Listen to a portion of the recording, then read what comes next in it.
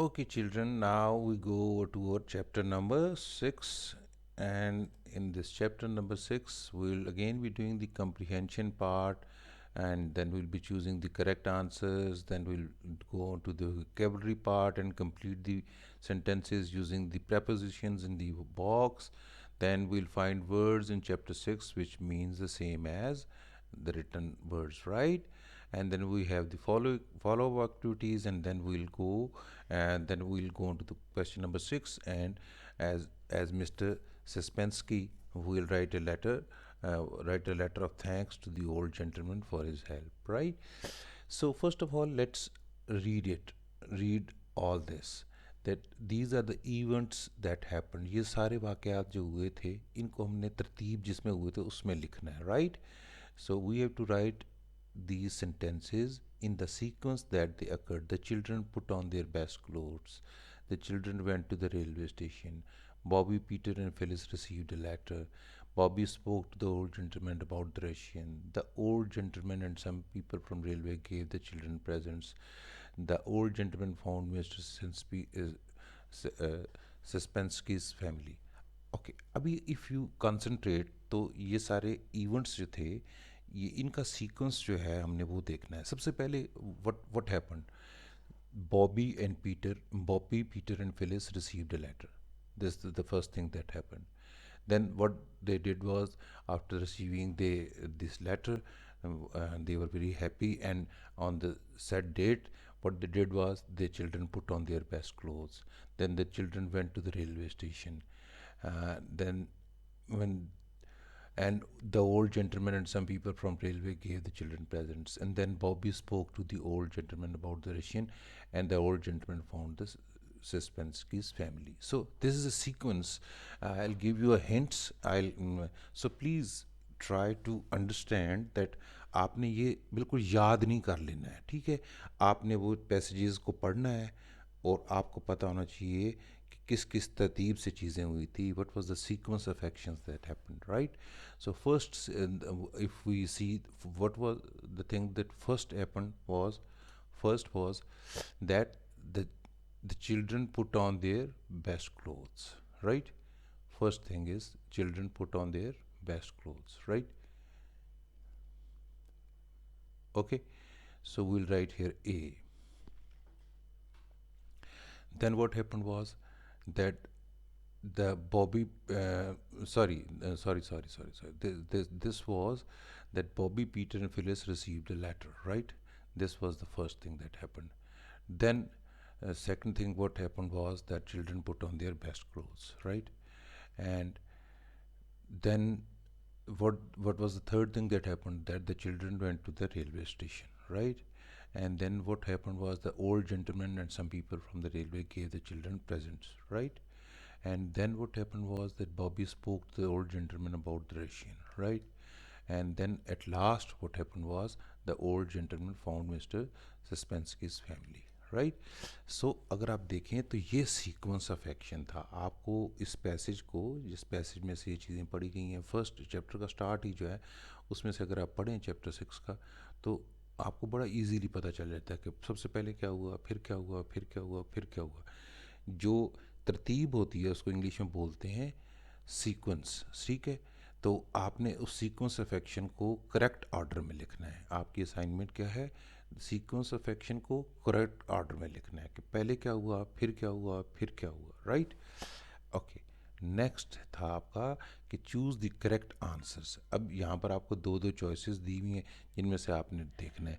जैसे Inglewood was the district superintendent और secretary of the railway. अगर आप उस देखें इनविटेशन लेटर जो इस चैप्टर के शुरू में ही दिया हुआ है ना, तो उसमें लिखा हुआ है जैज़ब इंगलवुड जो है, उनका जो डेजिग्नेशन या उनका ओहदा जो लिखा हुआ है वो लिखा हुआ है सेक्रेटरी ऑफ द रेलवे. सो हम किसको क्लिक करेंगे? इस वाले को, राइट? ये हमारा आंसर ये था. फिर आ गया the letter invited the children to the station on Saturday the 3rd और 30th. अगर आपको याद हो तो ये 30th था, ठीक है? सो हम इसको टिक करेंगे. The children got watches oblique books from the company as a present. उनको क्या चीज़ मिली थी? उनको मिली थी घड़ियाँ मिली थी जिसके ऊपर उनके नाम भी लिखे हुए थे. So what will we write here? किस चीज़ को क्लिक करेंगे हम? यस, वॉचेस को क्लिक करेंगे, ठीक है जी। So the old gentleman knew mister Suspensky oblique mister Suspensky's book. अच्छा, वो जो आदमी था उसने सस्पेंसकी से मिला हुआ तो नहीं था, मगर यह है कि उसने उनकी किताब पढ़ी हुई थी। तो यहाँ पर हम क्या कहेंगे कि the old gentleman knew the mister Suspensky's book, right, क्योंकि उसने वो किताब पढ़ी हुई थी, तो आपको उनको उसको पता चल गया कि ये तो वही शख्स है कि जिसने ये बुक लिखी हुई थी, ठीक है। Bobby asked the old gentleman to help the Russian friend oblique mother. Bobby ने किसको मदद के लिए क्या कहा था, किसको, ये देखिए यहाँ पर लिखा हुआ भी है, Bobby spoke to the old gentleman about the Russian, ठीक है। So Bobby asked the old gentleman to help the Russian friend, right. Okay, अब हमारे पास क्वेश्चन 2 तो हमने कर लिए, ये तो बड़ा इजी हो रहा है ना भाई अभी तक तो, ठीक है। अच्छा, अब हम आते हैं वोकेबलरी पार्ट पे। वोकेबलरी पार्ट में complete the following sentences using the propositions in the box. Propositions आपको पता है ना क्या होती हैं, for, in, of, along, about, on, ये सारी प्रपोजिशंस हैं, ठीक है। इनको हमने यूज़ करना है to fill in the blanks, right. Good cat, fluff, said the boy as he patted the cat. Cat को पैट किधर करते हैं, उसके ऊपर, ऊपर को क्या बोलते हैं, on, so it will be on it's back. Have I told you dash Saturdays party. आप जब किसी को बताते हैं तो किसी चीज़ के मुतालिक बताते हैं, उस मुतालिक को इंग्लिश में बोलते हैं about, so have I told you about Saturdays party, ठीक है। यहाँ पर अबाउट जो था उसको हम इधर लिख देंगे। Lisa wants to see Miranda and explain her dash person what happen. अच्छा, जब किसी को कहना हो कि भाई वो खुद ही बताओ, आप खुद बताओ किस चीज़ को, तो वो इसे you tell him in person, you tell him in person, या she told him in person. तो अब ये Lisa want to see Miranda and explain her dash, यहाँ पर इन लिखा हुआ है ना, देखें, तो आप लिखेंगे in person what happened. Ronnie thank George dash his birthday present. आप करते हैं किसी को शुक्रिया अदा करते हैं किसके लिए, कोई चीज़ आपने कोई आपको देता है, तो you thank him for his, thank him for his present, right.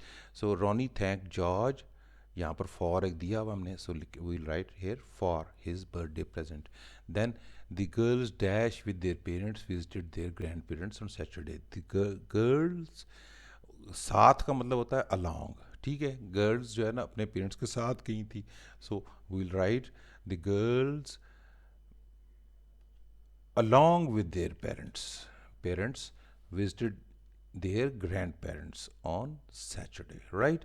अब सिक्स्थ जो है, Fran finished her science project with the help of, होना चाहिए help of her cousin Betty, ठीक हो गया जी। अभी देखें हमने यहाँ पर यूज़ कर ली हैं प्रपोजिशंस, ठीक है। प्रपोजिशंस को आपको पता होना चाहिए कि प्रपोजिशंस कौन से लफ्ज़ों से पहले अगर लगाई जाएं तो उनके मैनी क्या बन जाते हैं। ऑन का मतलब पता है ऊपर, यानी आपने किसी को पैट अगर करना है तो ऊपर करना है ना, उसकी कमर के ऊपर करना है। अच्छा, जब वो कहते हैं टोल्ड यू, तो ये टोल्ड यू अबाउट होता है, टोल्ड यू के साथ अबाउट होता है, ठीक है। और जब किसी को कहना होता है कि आप खुद बताएं या शख्सी तौर पर बताएं, तो उसको कहते हैं इन पर्सन, ठीक है। सो हमने क्वेश्चन नंबर 3 में इन पर्सन लिखा है। हमने जब शुक्रिया अदा करना होता है तो you thank somebody for, to thank somebody for, तो यहाँ पर हमने थैंक के लिए फॉर लिख लिया, ठीक है। अब यहाँ पर हमने जब कहना हो साथ, साथ की अंग्रेज़ी होती है अलोंग, तो लड़कियाँ जो है वो गई थी अपने ग्रैंड पेरेंट्स के साथ गई थी, तो हमने लफ्ज़ यहाँ पर डैश में जो यूज़ करना है, the girls along with their parents use करना है। अभी आपने कि हेल्प, जब कहते हैं हेल्प, हेल्प किसी की अगर हेल्प लेना है तो I took the help of Ayesha for doing this, I took the help of Zubaida for doing this, I took the help of Ahmed for doing this, I took the help of Abdulrahman for doing this. तो help of यहाँ पर आना चाहिए था, सो यहाँ पर हमने of लिखा है। अब क्वेश्चन 4 पे आ गए हम, ठीक है जी। अभी तक तो आपको समझ आ रहा है ना, I hope you are enjoying doing this. आपको सिर्फ लिखते ही नहीं जाना, समझते भी जाना है, what ever I am saying. आपने इस वीडियो को बड़े ध्यान से आखिर तक सुनना है, only then you will be able to understand what I am trying to say. Otherwise आपको इंग्लिश का जो है ना लिखने का तरीका कभी भी नहीं आएगा अगर आप सिर्फ रटते रहे, ठीक है।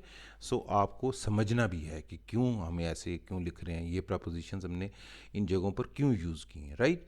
अब हमने क्वेश्चन ये पेजेस पढ़ने वाले हैं, क्वेश्चन 22, पेज 22, 23 और 24। इनको हम पढ़ेंगे तो उन पे ये अल्फाज के हमें नज़र आ जाएंगे। Very happy about something that is going to happen.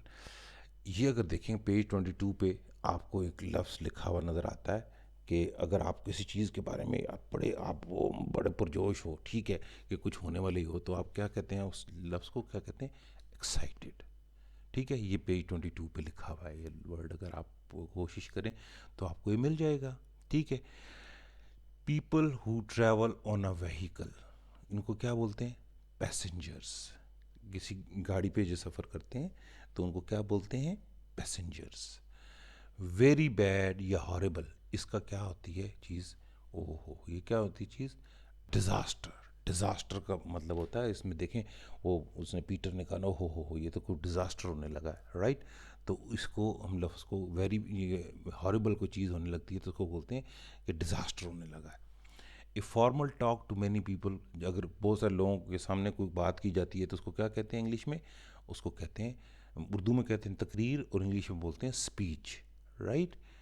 Okay, ये भी पेज 23 पे लिखा हुआ है ये लफ्ज़, ठीक है।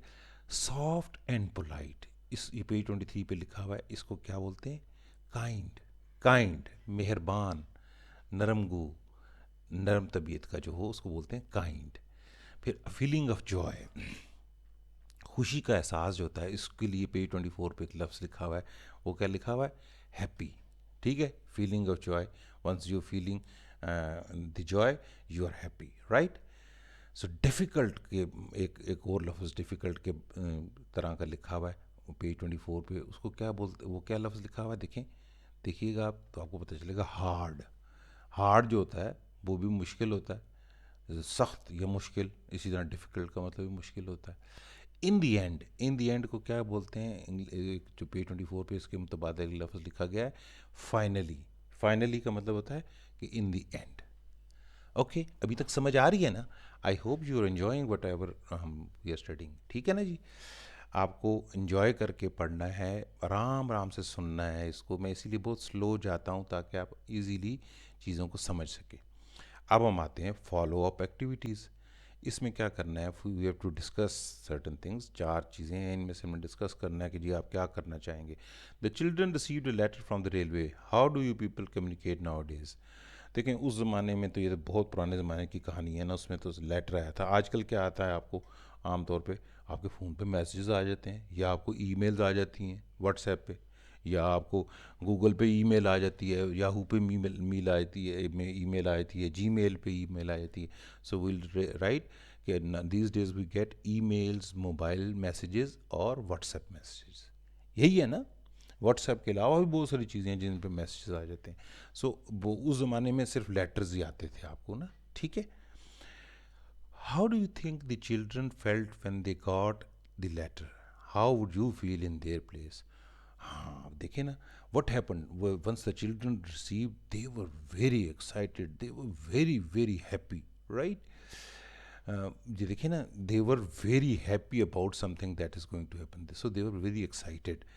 So we'll just write that they were very happy, and अगर आप उनकी जगह होते तो you'll also feel very happy, so we can write that happy, excited and proud. They, what they felt, they felt happy, excited and proud, ठीक है जी। How would you feel if a good friend of yours had to go away forever, what would you do। अगर आपको कोई बड़ा अजीज़ दोस्त, जैसे mister सस्पेंसकी से बच्चों को बहुत प्यार हो गया था उनके साथ, तो वो दूर अभी उन्होंने जाना था, तो उन्होंने कहा कि नहीं जा तो रहे हैं, पर उन्होंने उनके लिए दुआ की कि उनके लिए आगे जो है ना मंजिलें आसान हो, मजबूरियाँ कई दफ़ा होती हैं, जाना पड़ता है। सो if somebody has to go, it's a must that he has to go, so you wish him well. So what will you write, sad, you'll feel sad but I will wish him well for the new place। यानी आप कहेंगे कि जी you'll feel sad but you will wish him well for the new place, इस जगह मैंने लिख दिया sad but I will wish him well for the new place। The Russian went back to his family. Do you think that the father will return to his family soon? The Russian जो था वो अपने family तक चला गया, तो आपके ख्याल है कि उनके फादर भी वापस आ जाएंगे? हाँ, हम कहते हैं yes, because he is not guilty, क्योंकि हमें पता है कि वो बेचारे कसूरवार नहीं थे, उनको गलती से पकड़ा गया था। ठीक है, ओके, चलें अभी हम आपको ये लेटर जो है ना, imagine you are mister Suspensky and write a letter to the old gentleman to thank him for his help. ये हम 5 मिनट में आपको लेटर लिख के बताते हैं भाई, ठीक है ना। लेटर लिख लेते हैं, आप लिखेंगे, जब इसको 2-3 दफ़ा प्रैक्टिस करेंगे और समझेंगे कि मैंने कहा क्या क्या लेटर में, तो फिर आपको बहुत मज़ा आएगा ये करते हुए exercise. So here is a page of your notebook. We start writing here. Dear sir, I hope this letter finds you in the best of your health. ये मैंने देखें ये जुमला हर जगह पे लिखते हैं हम, हर लेटर के स्टार्ट में। So you must also make a habit. देखें दुनिया में इंसान के पास the most precious thing is health. So whenever you want to wish well for somebody, you should say कि जी आप उनकी सेहत की दुआ करते हैं, क्योंकि पैसे बाकी सब चीज़ें आनी जानी है, मगर सेहत जो है ना ये नहीं आती वापस। सो आप हमेशा लिखते हैं, I hope this letter finds you in the best of your health. I am writing you to thank you for helping me in finding my family. Me and my family pray for your success in this life. देखें वो कह रहे हैं कि जी मैं आपका शुक्रिया अदा कर रहा हूँ कि आपने मेरी फैमिली को ढूंढ दिया। Me and my family pray for your success, मम्मा की कामयाबियों की दुआ करते हैं इस ज़िंदगी में, और इस ज़िंदगी के बाद अल्लाह ताला के पास जाके भी आपकी जो कामयाबियाँ हों अल्लाह ताला भी आपसे खुश हों। As you know that in Russia I was imprison for my writing for the help of poor people. आपको पता है कि जी रशिया में मुझे जो है ना जेल में डाल दिया गया था कि मैंने गरीब लोगों के लिए लिखता था। I had to bear all types of cruelties of the government at and my family got dislocated. I went crazy in there such. आपको पता है कि जी मुझे जो है बहुत सारी उनके जुल्म सहने पड़े गवर्नमेंट के, क्योंकि उन्होंने मेरे पर बहुत जुल्म किया। वो लोग ख़िलाफ़ थे इस बात के कि मैं क्यों लिखता था, और मेरी फैमिली जो है वो बेचारे डिसलोकेट हो गए, वो उधर से उनको छुप छुपा के इंग्लैंड आना पड़ा, और मैं बिल्कुल पागल हो गया था उनकी तलाश में। Now with your kind efforts, अब आपकी बड़ी मेहरबानी से क्या हुआ है और कोशिशों से, I have been reunited with my family, कि मुझे अपनी फैमिली दोबारा मिल गई है, and we are living happily, और हम खुशी से रह रहे हैं। I will keep on writing for the help of poor people and great people like you can patronise me, कि मैं अब भी गरीब लोगों के लिए लिखता रहूँगा, और आप जैसे लोग जो है मेरी रहनुमाई कर सकते हैं। ठीक है, आई thank you again for your kindness and help. मैं आपका दोबारा शुक्रिया अदा करता हूँ आपकी मेहरबानी और मदद का। योर्स ऑलवेज, यहाँ पर जैसे ना जब आप किसी ऐसे बंदे से जिसके आप एहसानमंद हों या कोई बड़ा हो, तो आप उसको लिखते हैं योर्स ऑलवेज सस्पेंस की। वेरी सिंपल, ठीक है ना जी। आपने ये लेटर भी लिख लिया, आप इस लेटर को 2-3 दफ़ा पढ़ें, और अगर आप चाहें तो इसी तरह का आप लेटर लिख सकते हैं। ठीक हो गया ना जी। सो आपको यू मस्ट नो कि जी it's not very difficult to write these letters, it's not very difficult to write this letters. ठीक है, सो आपने पहले सोचना होता है, फिर उसके बाद आप ऐसा कि क्या कीजिए कि अपने पेज के राइट साइड पे ना क्या क्या चीज़ें लिखनी है वो छोटे छोटे हिंट्स लिख लिया करें, फिर उसके बाद आराम आराम से सेंटेंसेस बनाते जाएं और लिखते जाया करें। ओके, शाबाश। आई होप आप लोग मेरी वीडियोस को पसंद करते हैं। अगर पसंद करते हैं तो लाइक ज़रूर किया कीजिए। जब आप लाइक करते हैं तो मुझे बहुत खुशी होती है, और जिन्होंने सब्सक्राइब नहीं किया वो सब्सक्राइब भी कर सकते हैं हमें, ताकि उनको वीडियोस टाइम पे टाइम मिलती रहा करें, और नोटिफिकेशन बेल को भी दबा लें, ताकि आपको जो ही कोई वीडियो मैं अपलोड करूँ आपको पता चल जाया करे। और जो दूसरे दोस्त हैं उनको ज़रूर बताया करें अपनी इन वीडियोज़ का, सो दैट उनका भी फ़ायदा हो। इससे आपको सवाब होगा, हमें भी सवाब होगा। अल्लाह आपका निगहबान हो। अल्लाह हाफ़िज़, खुदा हाफ़िज़।